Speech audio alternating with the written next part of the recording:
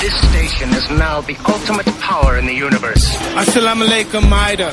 My style is impetuous, my defense is impregnable, and I'm just ferocious. I want your heart, I want to eat his children. Praise be to Allah. Anda sedang mendengar Kinabalu Podcast, podcast nomor 1 di Sabah, hosted by Ricardo, Kenny and Faizal.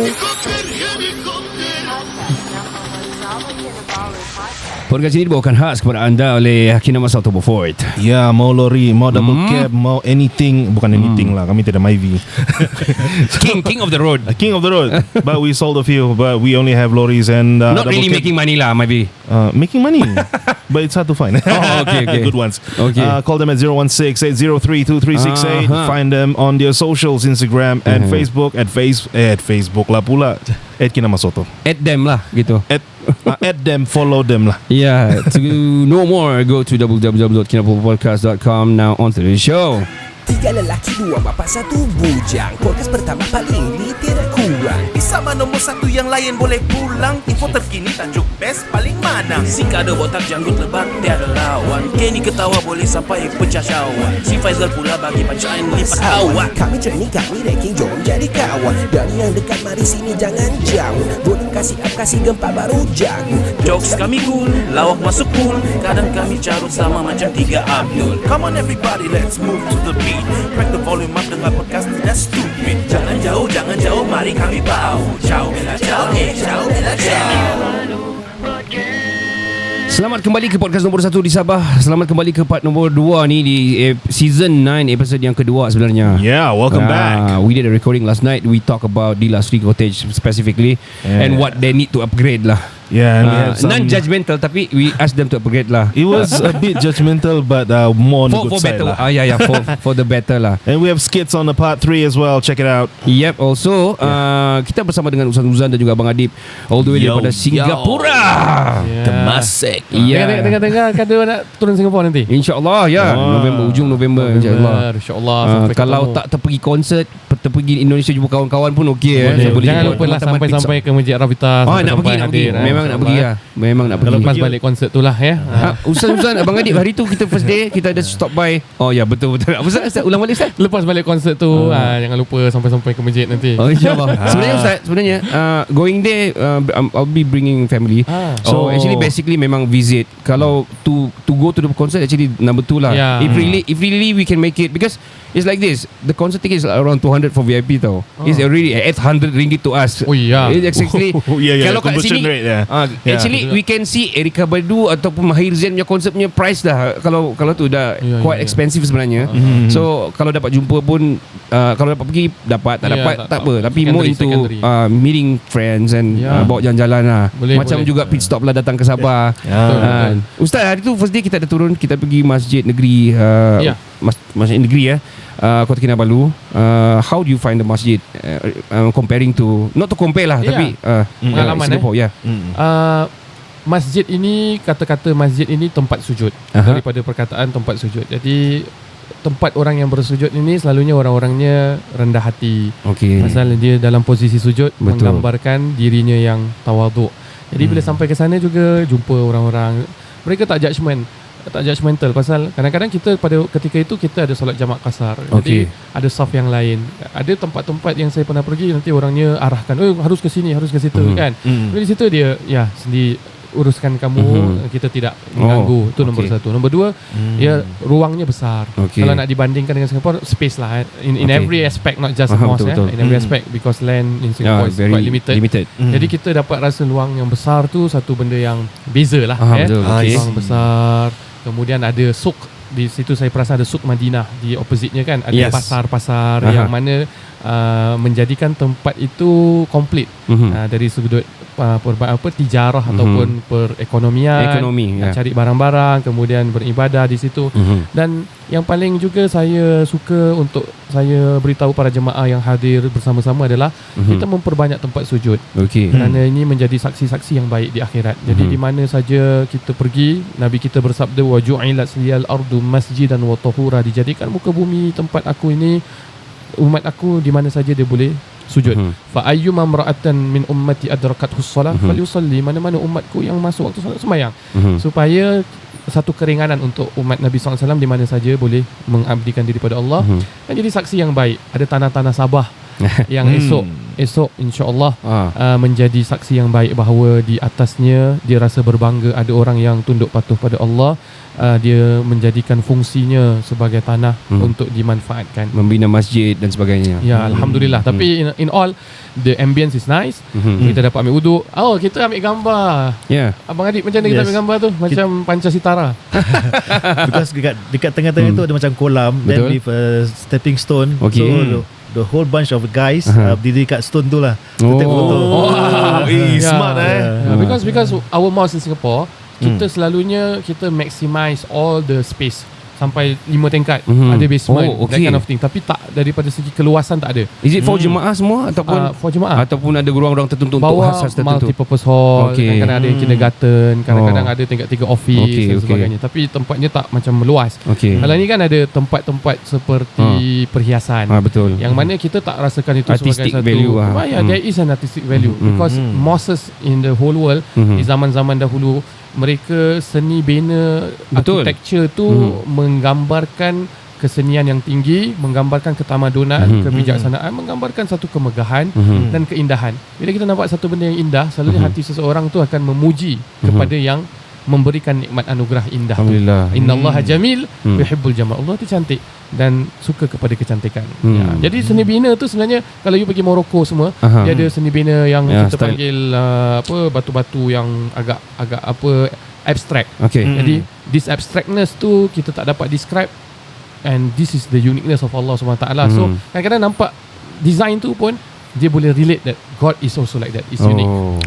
Itu cakap pasal seni bina. I mean, talking about artistic ni, banyak orang macam kadang-kadang this is wrong, this is all wrong. I have to say, kenapa saya cakap begini, because of what I encounter daripada NJU ataupun daripada kawan-kawan yang ada kat sini. They're very non-judgmental, I have to say. Comparing to the orang Semenanjung lah, atau the Muslim in Malaysia. Sometimes they, probably because of we are the Muslim country, yang orang bilang yang everybody want to be somebody in the community. Everybody want to be somebody, like, let's say they know knowledge about Islam and they want to be somebody, you know. And then they orang, I don't know, tapi maybe subjective, tapi dia orang ada a little bit judgmental, have to say, macam cara kau sembahyang ni salah, kau kena, kau punya ibu jari kena kat sini, kau kena pergi rusuk, kena dekat pusat and everything. This is wrong. Ini tak orang kata apa ni, kalau tak waduk tengah, tak khusyuk dan sebagainya. Dan kita kadang-kadang, because of especially macam the minorities like us, like dusun tapi Muslim, kita pun dah segan sebab salah ke, dah dia macam menjadi melecehkan. Sebenarnya Islam is very easy and very simple, as long you do whatever you have to do. Probably dari segi tertib dia orang banyak nak, ni salah, masa kau baca Allahu Akbar, masa kau takbir, kau tu macam mana sebutan kau, berapa harkatnya dan sebagainya. Ini salah, tak panjang, tak, ini kau taranumnya salah dan sebagainya. Dan kadang-kadang itu ada baiknya, kalau kita ambil dari segi positif dia memang ada baiknya. Tapi kadang-kadang macam aku sembahyang salah je ni, tak kena terima lah ni Ustaz, nantilah sembahyang, macam tu lah, one of it. Baik. Jadi kadang-kadang saya tidak khusus kepada mana-mana tempat, tapi pandangan konservatif, seperti bertaksub kepada sesuatu pandangan, itu kadang-kadang boleh membantutkan perkembangan. Betul.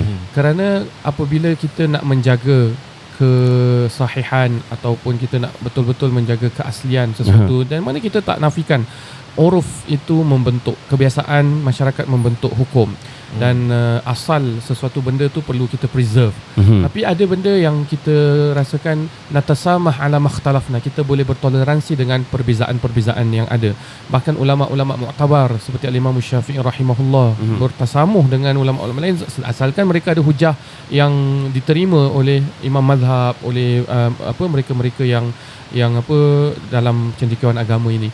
Itu pertama, diterima. Kedua, dengan perbanyakkan pembacaan atau keluasan berfikir ini, kita akan memberi tumpuan kepada benda yang perlu diberi tumpuan. Contohnya, mungkin masyarakat kita sendiri atau umat Islam sendiri lebih perlu untuk dari segi ekonominya maju, lebih perlu menonjolkan keindahan agama sehingga anak-anak muda rasa seronok beragama, rasa berbangga beragama. Sedangkan mereka ada kebenaran tiada Tuhan melainkan Allah, harusnya mereka lebih tenang daripada orang lain dan tidak rasa tertekan.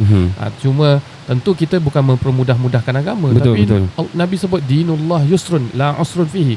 Agama Allah tu mudah, bukan kita mempermudahkan, tapi dalam kita mempraktikkan, dalam kita memberikan fokus atau priority, kita harus priority kepada keindahan, kepada kecantikan, kepada dakwah yang baik. Nanti akhirnya bila seseorang itu sudah istiqamah, datang ikhlasnya, dia akan memperbetulkan dengan kesempurnaan. Tapi asal baginda Rasul sallallahu alaihi wasallam berdakwah, ahli syair, saya berikan contoh kalau cakap pasal seni, ahli syair di zaman Nabi sallallahu alaihi wasallam seperti Ka'ab, ahli syair seperti sahabat-sahabat yang memang pencair, bila mereka masuk Islam, Nabi SAW suruh baca lagi syair-syair. Syair is like an entertainment in that time. It's entertainment. People get entertained with syair. People paid orang untuk bersyair. There's a corner in Mekah, bila ada orang tu dia nak syair, orang will gather and look and sit like a concert. Like a concert. That's the means of entertainment there. Tapi bila mereka masuk Islam, Nabi tak terus buang syair-syair. Dalam Al-Quran surah Syu'ara pun Allah sebutkan wasyu'ara, mereka-mereka yang mengikuti lagun, Allah memberi pengecualian kepada pesyair-pesyair itu, asalkan syair dia tak boleh berunsur negatif, kata-kata syair tu tak boleh X-rated. Pasal orang dulu Arab syair mereka pun RA. Ada RA dia orang describe how a woman apa malam pertama tapi melalui language. Nah, melalui apa orang kata bahasa yang kita panggilkan linguistics lah. Jadi bila masuk Islam, Nabi SAW pernah nak dengar syair-syair yang jahiliyah dahulu, tapi Nabi nak dengar yang positif-positif. Bahkan bila syair-syair memuji kepada Rasulullah SAW, Nabi membenarkan. Jadi ini walaupun satu gesture yang simple, tapi memberi gambaran kepada kita bahawa agama Islam dia bukan hanya agama hukum. Bahkan dalam Al-Quran itu sepertiga kurangnya tentang hukum, tapi tentang cerita, pengajaran, keindahan. Jadi bila anak muda ataupun masyarakat nak beragama, dia tak rasa agama ni menyekat dia daripada sesuatu, tapi agamanya komplement, memberikan dia satu kekuatan ataupun empowerment untuk dia menjadi seorang businessman, tapi dia masih boleh beragama, menjadi seorang penghibur, tapi dia masih berpegang kepada tauhid, kepada Allah. Jadi bila cakap pasal syair tadi tu, kita katakan dia berikan gambaran bahawa Nabi empower seseorang itu dalam kerjayanya, asalkan setiap orang tu dapat berkarya juga dengan baik. Alhamdulillah. Ni kita nak tanya Abang Adib ni, how's the road in Sabah? Tak apa, no problem, you can say whatever you think it is, because kita tahu ada perbezaan dan sebagainya daripada Singapura dan juga di Sabah ini sebenarnya. We sangat tahulah. How do you differentiate the rating? How do you feel like, adakah abang memang di luar negara, tapi how the difference between Singapore and Sabah? Okay, Singapore and Sabah, one thing good about the road in Sabah, bila kita, there's nothing good. Okay, there is. Okay. So bila kita landed ni, Ustaz ada remind me tau, ada bawa tak senggu. Tak ada, tak perlu buat tak senggu. Pasal sini tak ada tol. Betul. That's good about Sabah lah. Okay, saya biasa drive di Semenanjung lah. Saya even pernah drive from Singapore all the way to Hat Yai. So that's mean North Highway. Saya dah cover. Wow. Jadi saya buat tu dalam 3 kali saya buat. Ini pergi sendiri ke ataupun bawa? Family lah. Family. Takkan sendiri pergi hanya saja. Takkan saya takut bini aja. Lain sudah tu. GTV. Okay. Bezanya road di sini one thing I can see that the attitude of the driver dekat Sabah, I salute. Because semua very calm. Okay, to talk about the road condition, the normal trunk road is okay, Alhamdulillah. Don't expect so much lah. Then they keep on improvement, the road work apa semua for the future improvement. Kita faham lah kadang-kadang because of that congestion. Tapi kalau yang the road yang ke sini resort, okay, this is an experience yang which will last long lah, because dengan kereta Beza tak ada pick up. I need to really drop gear to 2 gear. Pandai. Low gear. Wow. Dengan 4 orang dalam kereta kan. Tapi alhamdulillah kita sampai safely kat sini. Then as I say lah, yang bagusnya mengenai sini di mana everybody are very calm when driving. Okay. Saya bukan nak stereotype, tapi kalau kita di Semenanjung, kalau nak bila mereka nampak kita kereta Singapore, kita nak filter in, diorang akan tutup kita punya lane. Betul. Ataupun even if you drive Malaysian car also, diorang akan tengok juga. Kalau let's say if you're in JB and your plate is not in Malaysian JB plate, kita ada states punya plate diorang pun akan betul. They won't give way, or there's less road courtesy. Faham. Tapi di sini tadi bila saya drive 4x4 Hilux, saya ke Tuaran tadi kan.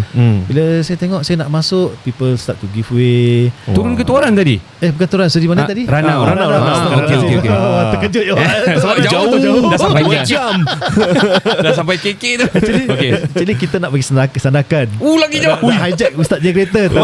Tapi madakah kita dah promise ustaz nak kasih balik on time, jadi tak jadilah. Ustaz 5 jam Ustaz tak pergi sini. Alah, nak jadi. Lagi ustaz cakap tak payah isi minyak. Okay.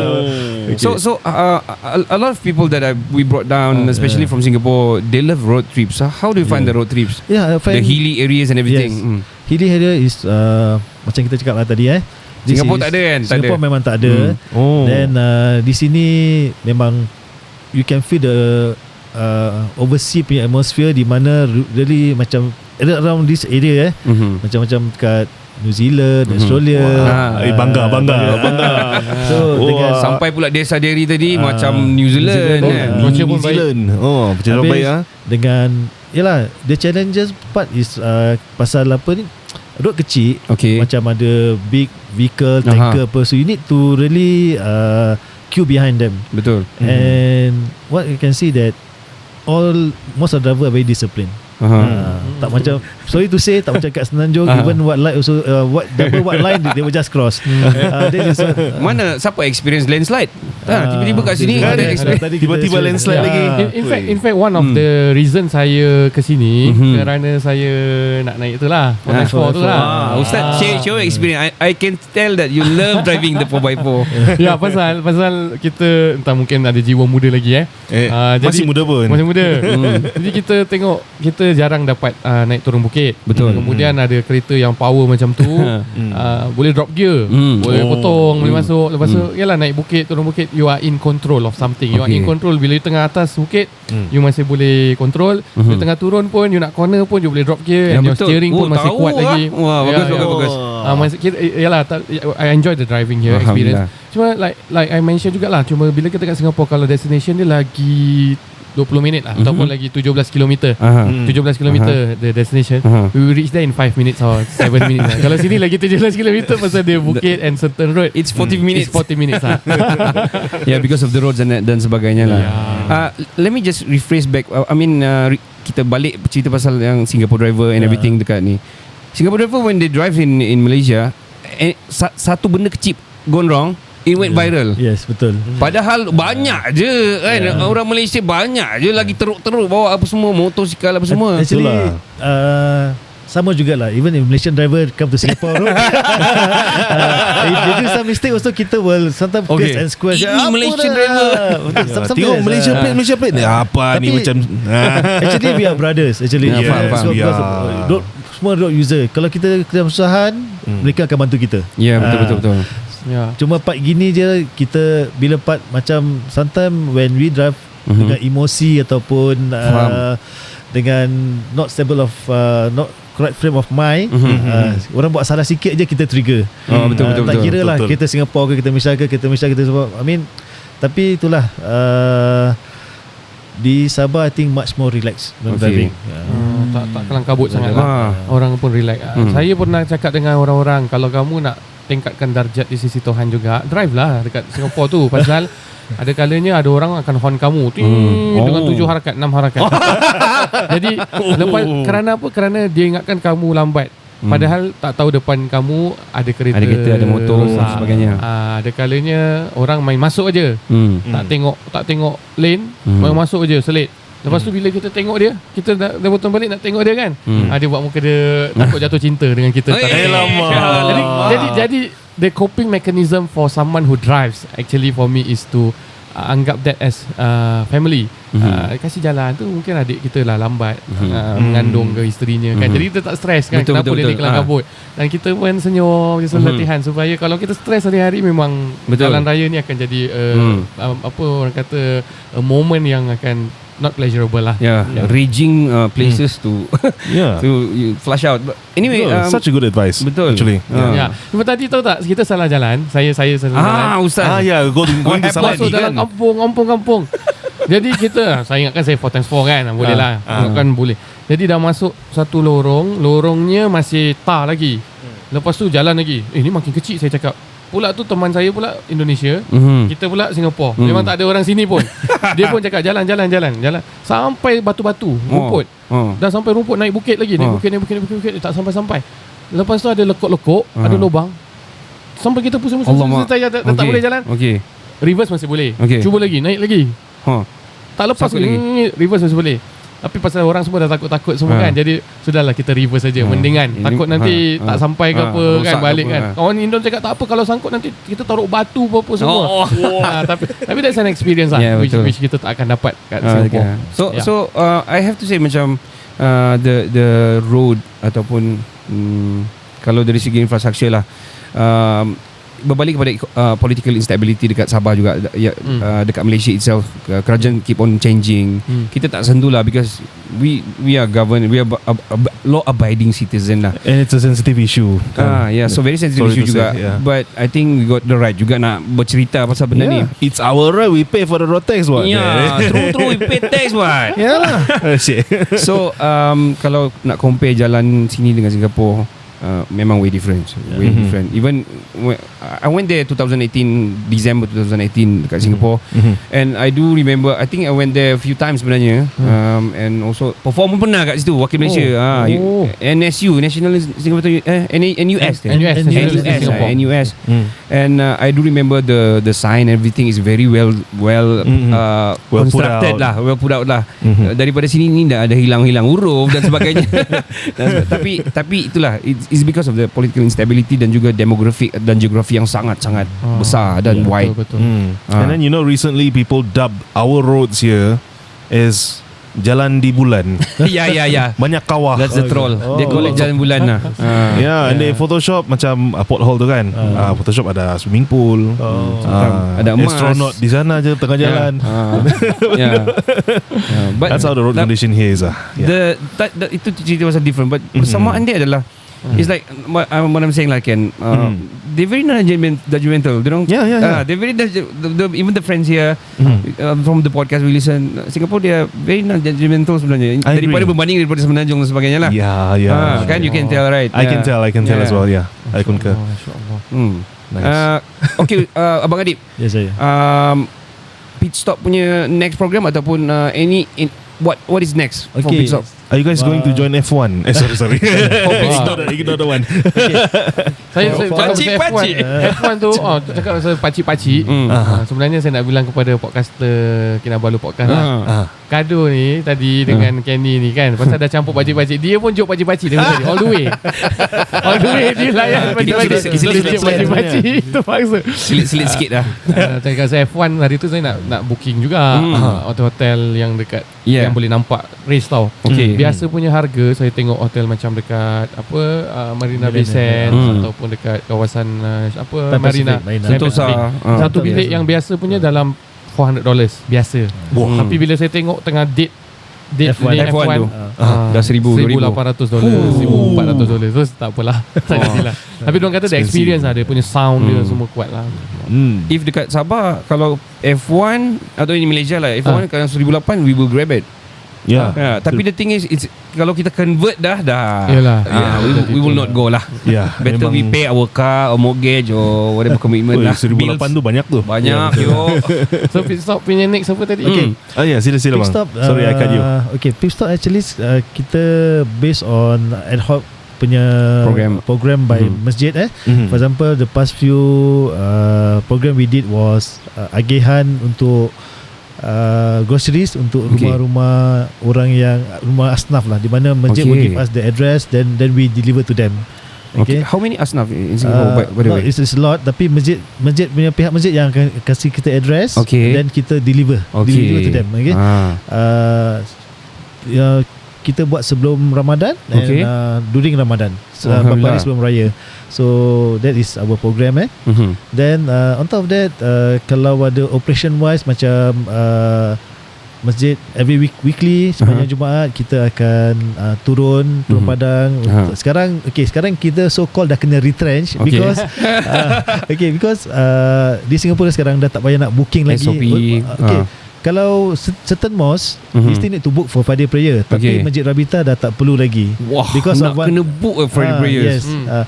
So Masjid Rabita now doing with single station, so dah tak payah book lagi. So called our job is no longer there already. So dah kena retrench. Tapi what we did was every week kita datang, kita chill out, then kita help out dengan masjid lah. Whatever operation manager want us to do, we just help out. This is to have a continuity. You see, we don't want to die down macam mati kat situ saja. Betul. Even kalau satu orang ke dua orang of my teammates yang boleh datang, tak apa, kita sudah datang. Tunjuk muka lah. Jadi at least tak putus. Jadi apa aktiviti yang you boleh sarankan untuk pit stop lagi? Kalau nak buat dekat Sabah, a lot sebenarnya kalau korang nak next time, because Ustaz Nuzan pun ada bercakap pasal kalau bola tu letak tepi dulu lah. Kita nak main bola Ustaz. One day. Pasal kurban lah. Macam mana the activity kurban in Singapore? Do you guys do all the slaughtering dekat situ and everything? Tak. No longer really. Okay, kurban Okay, talking about kurban, macam last year what we did was masjid Jamiah Arbita. I think this year punya baru-baru ni kan. Talking about last year. Last year. Okay. Pandemic. Masjid di Singapura no longer allowed to slaughter. Not allowed. Okay. So previously before this, before pandemic boleh. Sekarang tak boleh. So buat kat mana? Kawasan dia kat mana? Okay, sekarang kita buat di Australia. So masjid akan tender everything. Urusan masjid lah dia buat Australia. Tak ada buat yang physical kat situ. Macam kita buat kat sini selalu. Tak ada lagi. So then 1 week later daging tu akan di ship out ke masjid, dan masjid akan agihkan kepada yang inilah apa ni, those who participate ataupun yang who benefit of the ni lah. So this year masjid have apa ni, because of logistics wise apa semua, so vendor are doing everything for us. So kita tak buat inilah faham. Now we know lah. Tapi they did need some masjid. Kita ada tolong lain masjid pula. Kita di Pistol Group ada tolong Masjid An-Nur. Kita tolong Masjid An-Nur untuk agihkan daging dan sebagainya lah.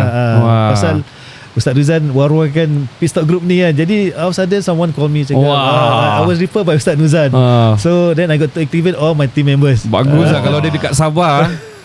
Because kalau dekat Sabah the Islami punya group, they talk about mostly religious and everything. Kumpul-kumpul pun is about tazkirah saja. Memang ada, tapi mostly macam tu. But this is very orang cakap membuka mata dan something that we should do. Pengetahuan kader juga pada tahun 2018 bila kita pergi, dalam pit stop group kita ada banyak non-Muslim juga. Wow. Yang pada bulan puasa mereka dorang bagi-bagi bubur kepada kita yang orang Islam berpuasa. Dorang bantu dari masjid, dorang datang masjid. Lepas tu dorang bersama pit stop gang, dan bila dorang masa berbuka lah, sebelum berbuka untuk bagi-bagi groceries and also bubur porridge to our fasting Muslims. And yang saya terharu juga, mereka datang bawa makan minum, bawa apa, air. They also want to, diorang datang tu kita panggil diorang, jom ramai-ramai, panggil kawan-kawan you, Malays, non-Malays, Muslim, non-Muslim, just be together. Because Chinese and Indian atau Chinese Indian, because we are drivers, and so at the end of the day we just want to bagi-bagi lah, help out lah. But bila diorang bawa, diorang datang, diorang bawa minuman-minuman, kotak from their own. Dia kata kalau ada apa-apa you all perlukan benda-benda gini, tell us. So tu pun kita nampak kebersamaan tu kan, macam Kenny sama-sama kat sini, nampak kebersamaan, togetherness tu yang kita nampak, yang mahal tu lah. Wow, best. Ada yang puasa pada time tu. Puasa. Wah, ikut sekali They are not Muslim. They just want to be in solidarity and together. So orang pun tak makan tak minum. Jadi Kenny kena puasa lah. Nanti boleh puasa tak ada saya gurau aja. He did just I tried. It was last year kan. I think 2 years sudah kau cuba. Kau pernah juga buat yang the whole day. Kau pernah yang air sejak kau minum. Yeah. Thank you. Kita tak paksa, tapi kan bila dia rasakan gini, kita rasa macam blood lah, jiwa lah. Yeah. A lot actually. A lot because of we mix kan, kita punya family banyak mix. So they respect the Muslim punya relative dan sebagainya. Dia orang ikut puasa. Gonna take a short break. We'll be right back right after this. Of course, penaja kita adalah Kinabalu Beaufort. Ya, hubungi mereka di 016-803-2368 kalau mau cari lori ataupun double cab. Cari mereka di socials. Mereka di Facebook, Instagram on Kinabalu. Ya, untuk mengetahui dengan lebih lanjut lagi, terus ke www.kinabulpodcast.com hari ini. Oh iya, saya Raja Razi dari OK Let's Go Singapore. Korang sedang mendengar Kinabalu Podcast, podcast nombor 1 di Sabah.